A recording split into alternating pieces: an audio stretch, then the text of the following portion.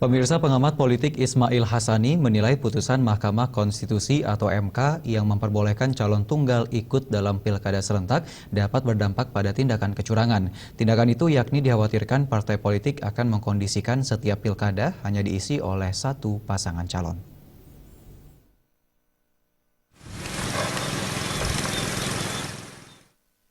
Menanggapi permintaan dari petani tersebut, Balai Besar Wilayah Serayu Opak, Bengawan Solo, melalui rapat pleno PKSDA, akhirnya melakukan penundaan penutupan pintu air selama 5 hari. Dengan demikian, aliran dari Colo Timur, khususnya yang menuju ke timur atau mengarah ke Sragen, masih akan berjalan hingga 5 Oktober. Dampak dari penutupan pintu air tidak hanya dirasakan di Kabupaten Sragen saja, namun ada sejumlah area pertanian di Kabupaten Karanganyar dan Kabupaten Sukoharjo yang akan mengalami hal serupa. Sementara itu, menurut Ketua Paguyuban Petani Pengguna Air P3A Nggoman, apabila Balai Besar tetap akan menutup pintu air pada tanggal 1 Oktober, maka dipastikan ribuan hektar tanaman padi milik petani akan mati mengering. Saat ini, debit air pada aliran dari Colo Timur masih di angka 16 meter kubik per detik. Namun demikian, mulai tanggal 1 hingga 5 Oktober besok, debitnya akan menurun menjadi 15 meter kubik per detik.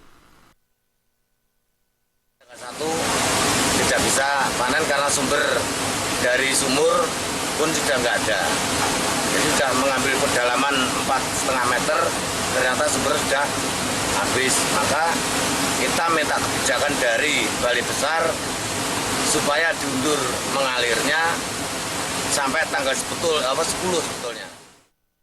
Terkait penundaan tersebut, sejumlah petani mengaku lega karena ribuan hektar tanaman padi milik petani di Sragen bisa terselamatkan.